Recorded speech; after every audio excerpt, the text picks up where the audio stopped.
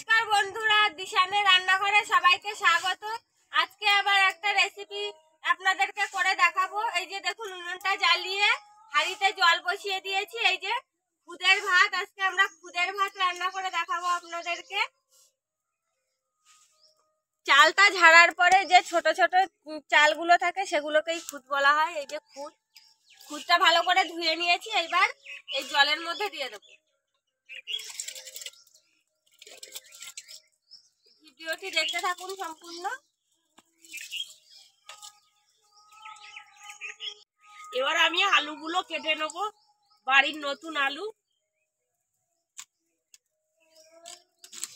এই দু ফালি করে দিচ্ছি, তাড়াতাড়ি সেদ্ধ হয়ে যাবে।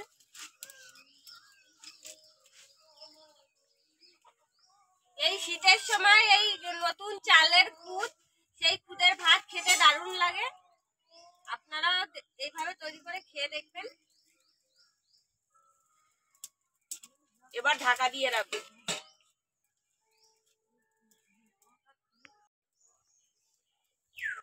দেখুন, আমাদের ভাতটা প্রায় হয়ে এসেছে। খুদের ভাত শীতকালে গরম গরম। আলু মাখা দিয়ে ভালো করে শুকনো লঙ্কা পেঁয়াজ দিয়ে ভালো করে লাল করে আলুটাকে মাখাবো, মাখিয়ে আর খুদের ভাত হেভি লাগে ওরকম করে খেতে, দারুণ লাগে। শীতকালে ভাজা লঙ্কা দিয়ে আর আলু সেদ্ধটা মেখে গরম গরম খুদের ভাত খেতে সুন্দর লাগে। আমার মা করতো, নতুন চাল উঠলেই সেই খুদ বার করেই খুদের ভাত রান্না করবে। প্রায় দিন সকালবেলা করে খুদের ভাত।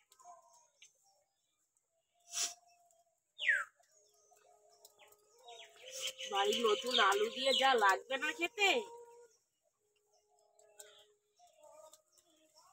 দেখো কতটা হয়েছে, দেখো।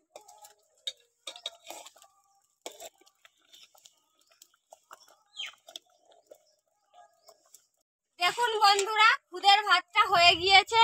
এটার কিন্তু আমরা ফ্যান ঝাড়িনি, যতটুকু জল দিয়েছিলাম তাতেই ভাতটা হয়ে গিয়েছে। কত সুন্দর হয়েছে দেখুন। এবার নামিয়ে নেব। নামাও, গরম গরম খেতে আলু হবে। মাখিয়ে খাবো গরম গরম। দেখুন, ভাতটা নামিয়ে নিয়ে চলে এসেছি। এবার মা ভাত বাড়ছে, আলু সেদ্ধ গুলোকে বার করে নেব। এবার ভাতটা দেখুন কত সুন্দর হয়েছে।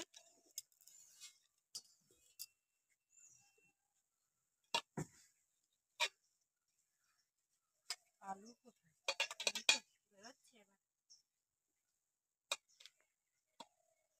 খুদ ভাতের একটা গন্ধ বেরিয়েছে সুন্দর।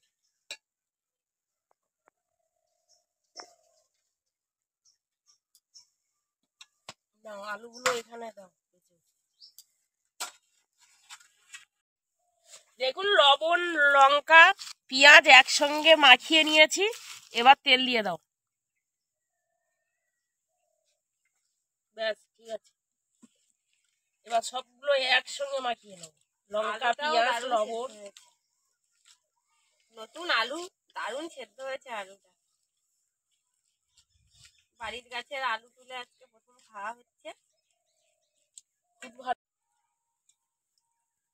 দেখুন বন্ধুরা, আলুটা পুরো লাল লাল করে মাখা হয়েছে, ঝাল ঝাল।